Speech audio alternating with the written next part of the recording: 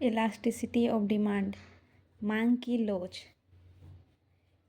यहाँ पे दिया हुआ है फॉर्मूला, आप लोग फॉर्मूला देख सकते हैं। Price elasticity of demand is equal to मांग की मात्रा में प्रतिशत परिवर्तन बटे मूल्य में प्रतिशत परिवर्तन। Price elasticity of supply is equal to पूर्ति की मात्रा में प्रतिशत परिवर्तन बटे मूल्य में प्रतिशत परिवर्तन। डिग्री ऑफ डिमांड पहले नंबर में है पूर्ण लोचदार मांग। जब मूल्य में अल्प कमी होने पर मांग में अनंत वृद्धि हो जाए तथा मूल्य में अल्प वृद्धि होने पर मांग शून्य हो जाए तो मांग की लोच पूर्णतः लोचदार होगी। ये इसका डायग्राम दिया हुआ है, आप लोग देख सकते हैं। इस चित्र में OX मांग की मात्रा तथा OY मूल्य को दिखाया गया है तथा PD पूर्णतः लोचदार मांग की रेखा है तथा मूल्य OP है।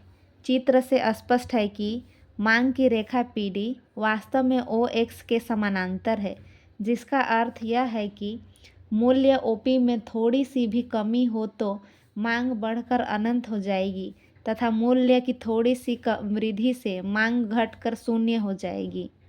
दूसरे नंबर पर है मांग की लोच इकाई के बराबर। जिस अनुपात में मूल्य में परिवर्तन हो उसी अनुपात में मांग में परिवर्तन हो तो मांग की लोच इकाई के बराबर होगा। इसका यह डायग्राम दिया हुआ है। इस चित्र में OY वस्तु का मूल्य, OX अक्ष की मांग की मात्रा तथा DD मांग की रेखा है। इस चित्र से स्पष्ट है कि जब वस्तु का मूल्य OP से घटकर OP1 हो जाता है तो मांग भी ठीक इसी अनुपात में बढ़कर OQ से OQ1 हो जाता है। तीसरे नंबर पर है मांग की लोच इकाई से अधिक। जिस अनुपात में मूल्य में परिवर्तन हो उससे अधिक अनुपात में मांग में परिवर्तन हो तो मांग की लोच इकाई से अधिक होती है। ये इसका डायग्राम है।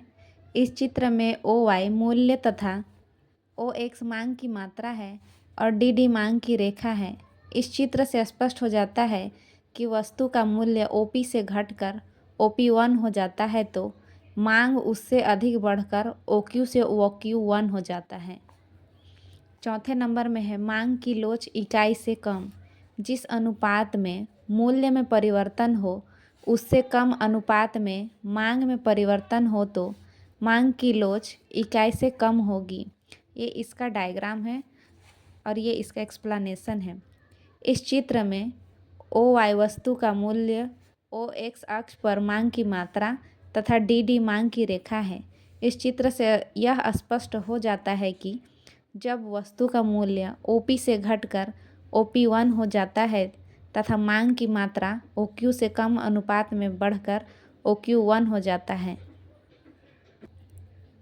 पाँचवें नंबर पर है पूर्णतः बेलोचदार मांग। जब वस्तु के मूल्य में कमी या वृद्धि होने पर मांग में कोई भी प्रभाव ना पड़े तो मांग की लोच पूर्णतः बेलोचदार होगी। ये इसका डायग्राम दिया हुआ है। इस चित्र से स्पष्ट है जब वस्तु का मूल्य OP से बढ़कर OP2 हो जाता है तब मांग की मात्रा OQ ही रहती है, कोई परिवर्तन नहीं होता है। उसी प्रकार जब वस्तु का मूल्य OP से घटकर OP1 हो जाता है तब भी मांग की मात्रा OQ ही रहती है, इसमें कोई परिवर्तन नहीं होता है। यदि आप लोग मेरे YouTube चैनल पर नए हैं तो मेरे YouTube चैनल को ज़रूर सब्सक्राइब करें और मेरे साथ जुड़े रहें। मैं आप लोगों को ऐसे ही हिंदी नोट्स प्रोवाइड करती रहूँगी। Thanks for watching.